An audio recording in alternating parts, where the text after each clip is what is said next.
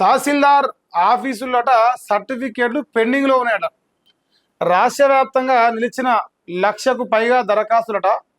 స్టాఫ్కు బిఎల్ఓలుగా డ్యూటీలు వేసినట. Field verification చేయక ఆగుతున్న caste అట.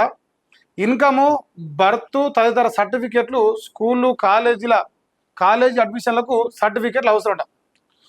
ఉండడంతో స్టూడెంట్లు, పేరెంట్స్ ఇబ్బందులు పడుతుంట. మరి చూసుకోరా, ఇది బిఎల్ఓలు మాత్రం డ్యూటీలో బిజీ ఉంట. సో రాష్ట్ర వ్యాప్తంగా తహసీల్దార్ కార్యాలయంలో కులము, ఆదాయము, నివాస ధృవీకరణ పత్రాల జారీ ప్రక్రియ పూర్తిగా ఆగిపోయింది. స్కూళ్ళు, కాలేజీలు అడ్మిషన్లు మొదలు కాగా విద్యార్థులకు కీలకమైన సర్టిఫికేట్లు అందడం లేదు. రాష్ట్రంలోని అన్ని జిల్లాల్లో కలిపి ప్రస్తుతం 1,00,000కు పైగా దరఖాస్తులు మీ సేవా కేంద్రాల ద్వారా వచ్చి తహసీల్దార్ లాగిన్లలో ఆగిపోయాయి. రెవెన్యూ సిబ్బందికి ఓటర్ల జాబితా సవరణ, బిఎల్ఓ బూత్ లెవెల్ ఆఫీసర్ విధులు కేటాయించడంతో పాటు భూభారతి లాంటి రెగ్యులర్ పనుల వల్ల వారు క్షేత్రస్థాయికి వెళ్ళి విచారణ జరిపే పరిస్థితి లేకపోవడంతో దరఖాస్తులు కుప్పగా పేరుకుపోతున్నాయి. ఫలితంగా అడ్మిషన్లు, స్కాలర్షిప్లకు దరఖాస్తు చేసుకునేందుకు విద్యార్థులు వారి తల్లిదండ్రులు తహసీల్దార్ ఆఫీసు చుట్టూ తిరుగుతున్నారు. ఇది వాస్తవం. సో ఇప్పుడు జనరల్గా జూన్ మాసంలో ఈ బీటెక్ చదివేటోళ్ళు, ఈ డిగ్రీ చదివేటోళ్ళు, ఇంటర్మీడియట్ అయిపోయిన వాళ్ళు వీళ్ళంతా కాలేజీలకు పోవాలి. కాలేజీలో పోవాలంటే వానికి స్కాలర్షిప్ వస్తుంది, అంతో ఇంతో ప్రభుత్వం తరపు నుంచి. పోనీ వచ్చినా రాకుండా అప్లై చేసి పెట్టాలి. ఈ స్కాలర్షిప్కి అప్లై చేయాలంటే ఇప్పుడు వానికి ఇన్కమ్ ప్రూఫ్ కావాలి, కుల ధృవీకరణ పత్రం, క్యాస్ట్ సర్టిఫికేట్ కావాలి, ఇన్కమ్ సర్టిఫికేట్ కావాలి. ఇవన్నీ ఎంఆర్ఓ ఆఫీస్ నుంచి తీసుకోవాలి. ఇప్పుడు వాళ్ళు ఏం చేస్తారు, ఎంఆర్ఓ ఆఫీస్లో ఉండే సిబ్బంది, ప్రభుత్వంలో పనిచేసే అధికారులు ఇదంతా ప్రస్తుతం ఈ ఎస్ఐఆర్ అయితే కార్యక్రమం జరుగుతుందో దాంట్లో బిజీగా ఉన్నారు. ఈ సర్ కార్యక్రమంలో వాళ్ళ బిజీలో వాళ్ళు ఉంటే ఇప్పుడు పోరగాళ్లకు స్కాలర్షిప్ అప్లై చేసుకోవాలంటే ఈ సర్టిఫికేట్ దొరకలేవంట. ఓన్లీ మీ సేవా సెంటర్ ద్వారా వచ్చిన అప్లికేషన్లే 1,00,000కు పైగా ఉన్నాయట ఎంఆర్ఓ ఆఫీసుల దగ్గర.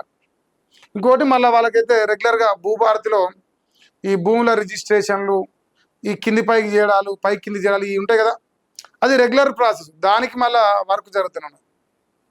సో ఎంఆర్ఓ ఆఫీసుల దగ్గర సరి అయిన మోతాదులో అధికారులు లేకపోవడం వల్ల ఈ కొత్తగా కాలేజీలకు, కొత్తగా స్కూళ్ళకు పోయే పోరగాళ్లకు స్కాలర్షిప్లు అప్లై చేసుకోవడానికి ఇన్కమ్ ప్రూఫ్లు కానీ లేదంటే క్యాస్ట్ సర్టిఫికేట్లు కానీ లేకుండా ఇబ్బంది పడుతున్నట.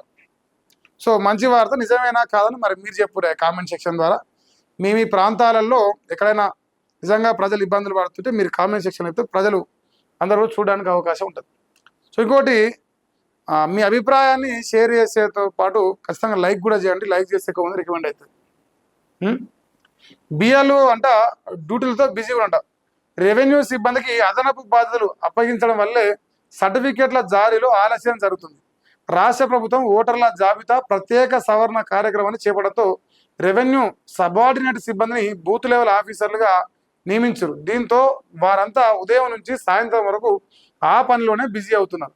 ఫలితంగా మీ సేవ ద్వారా వచ్చిన దరఖాస్తులపై ఫీల్డ్ వెరిఫికేషన్ చేసేందుకు సమయం దొరకడం లేదు. కుల, ఆదాయ ధృవీకరణ పత్రాల జారీకి స్థానిక విచారణ తప్పనిసరి కావడంతో సిబ్బందికి తీరిక లేక ఆ ఫైళ్ళన్నీ పక్కన పడిపోయాయి. సో ఇది ప్రస్తుతం పరిస్థితి కొనసాగుతున్నది. సో ప్రజలు జర ఇబ్బందులు పడకుండా ప్రభుత్వం కూడా వెనక ముందు చూసుకొని అవసరమైతే టెంపరీగా డ్యూటీలు పెట్టుకొని జర ఈ పోరాగాలైతే ఇబ్బంది పెట్టదు. ఎందుకంటే ఈ జూలై 24 అంటారు, ఇంకో 14-15 రోజులు ఉన్నాయి. సో అప్పటిదాకా ఇదే టెన్షన్ పెట్టుకుంటే ఇప్పుడు ఆ తల్లిదండ్రులకు తలకాయ కరవుతుంది. ఊకే ఎంఆర్ ఆఫీస్ చుట్టూ పోవుడు, మళ్ళీ రావుడు, మళ్ళీ తిప్పుడు, ఇదే పంచాయతీ. దయచేసి ఎట్లయినా వెసులుబాటు చేసుకునే ప్రయత్నం చేయరు. సో పిల్లల్ని ఇబ్బంది పెట్టకురా, ఇది ఒకటి కోరుకుంటాను. నెక్స్ట్, నెలాఖరులోగా ఫీజు రియంబర్స్మెంట్ అంట. ఫస్ట్ ఇయర్ విద్యార్థులకు మాత్రం ఆగస్టు 15లోగా చెల్లిస్తాం. హైకోర్టుకు ప్రభుత్వం హామీ ఇచ్చిందట. ఫీజు రియంబర్స్మెంట్ బకాయిలను గడువులోగా చెల్లిస్తామని హైకోర్టుకు ప్రభుత్వం హామీ ఇచ్చింది. దీంతో ఫీజు వసూలు రియంబర్స్మెంట్ సంబంధించిన జీవో నెంబర్ 9లోని 4 మార్గదర్శకాలపై గతంలో ఇచ్చిన స్టేను హైకోర్టు తాత్కాలికంగా ఎత్తివేసింది.